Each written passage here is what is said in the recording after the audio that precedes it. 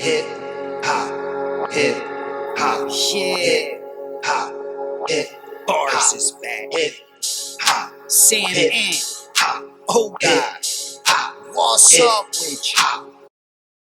Right. And let's talk about that because you mentioned something big there, the Gangsta Chronicles.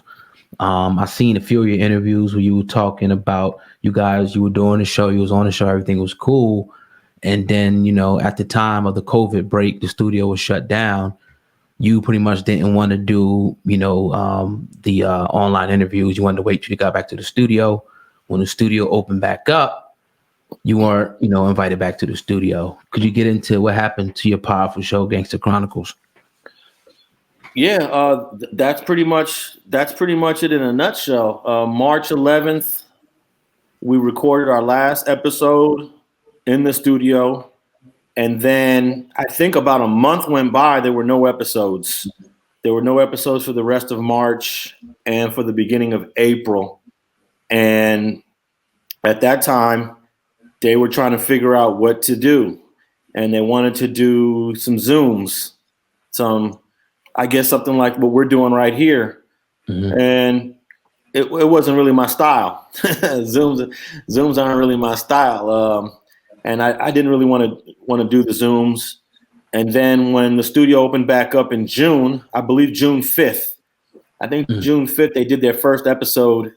And I found out because it was online.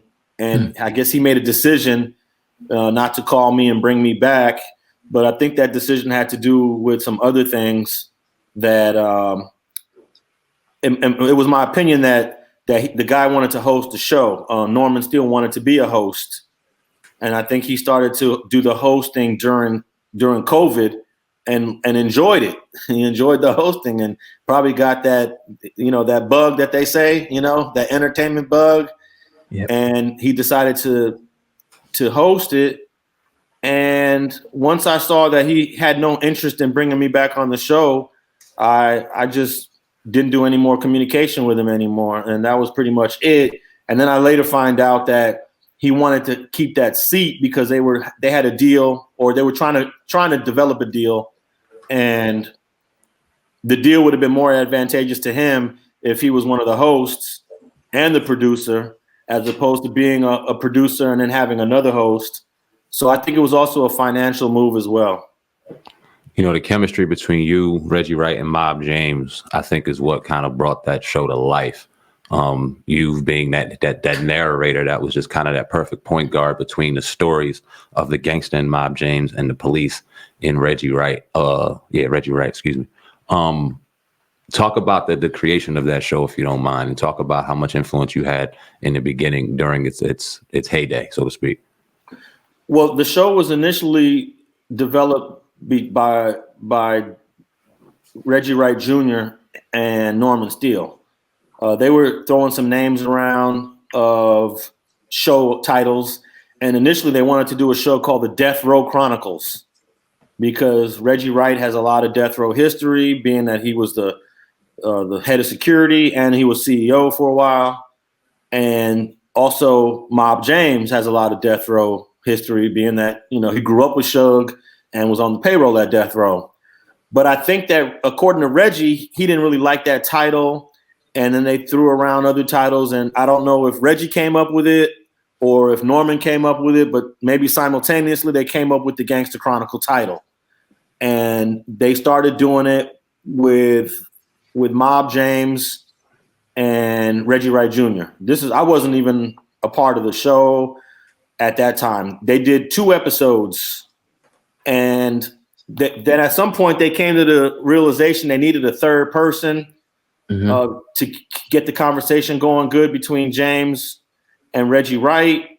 And I think they brought in Bosco for 1 episode, and for whatever reason, it didn't work out. And then Norman Steele and I have a mutual friend and a girl named Nicole Ballin. And I believe Nicole Ballin had recommended me. And then that's when Norman called me and I agreed to do the show. And I came in on episode 3, sort of like just a test to see how it would go. And like, as soon as the episode was over, he was like, hey, you the guy to do it. So episode 4 is where the structure of the show starts to develop, where it's, we actually have topics, we actually have conversation points. And episode 4, I would bring in a script. I would tell Reggie and James, hey, these are 8 topics that are hot right now. Which ones you guys want to talk about? Because all we need is like three or 4 topics, and we could talk for an hour. Right. And they would decide on which ones that they wanted to talk about, and we would go on those. Sometimes we would talk on the phone ahead of time, and other times we just do it through text. And I had a structure to the show. Every episode, you knew what it was going to be, and that was the structure. It wasn't really interview based. We did some interviews once in a while, but for the most part, it was just the conversation of us 3. Now, did you have any contractual obligations when you started that will prohibit, somebody from just taking you out of your seat, or you taking legal action to being moved out of that seat abruptly? Well, I never signed any contracts. There was one contract that was presented to me, and I looked over it, and I had told Norman that I wasn't going to sign this contract. We could rewrite this contract in another way. And we never got to that point. He always just said, trust me, everything's cool. I said, all right, I'll trust you, but I'm not going to sign this because it will bind me into something that I don't agree with. I believe Reggie, I think Reggie and James signed theirs because they go with the flow. And me being more studious was not going to sign that. So, but that doesn't preclude me from taking any legal actions. Right. At this time, I haven't decided what I'm going to do. I've spoke to a couple of people, and I've been involved in lawsuits before, and they're very stressful. Yeah. And actually, every lawsuit that I've ever been involved in, I've won. I've won every lawsuit, so I have a pretty good track record with lawsuits. And I've been sued, and I've won. I've won where people tried to sue me, and they lost. So, I have a good legal team, and I've been in the courts. The courts are not new to me. I'm a landlord. I've been sued by tenants. Right. I've had to sue tenants. I've been sued in all kind of ways. So I haven't even thought about what I'm going to do about it. But I felt it was a little shady that now the show got a deal with Charlemagne, Black Effect Network, and iHeart. And most of the show's deal was based on the numbers that Reggie Wright, myself, and James did. No, the show didn't really do any numbers during COVID, so it was definitely based on my work, partially my work. So we'll see. Were you ever paid any monies from YouTube or anything else that you guys did in the other ventures, like podcast ads or anything? Yeah, there was a little bit of that. Okay. I believe in August. The show started in April of 2019, and by August we had decided to let's start doing some videos, and we started doing videos, and he started posting the videos on his Digital Soapbox network, and the numbers were going through the roof once he started posting Gangsta Chronicles videos on there. And there was some money. Only one time was I shown the analytics of it. The other times they would just give me the money, and I have to just believe that this was my portion. This is my share.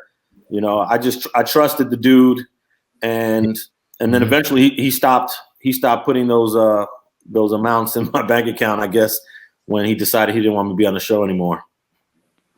Reggie Wright Jr. currently behind bars. Have you spoken to Reggie Wright since he's been locked up, and how do you feel about that?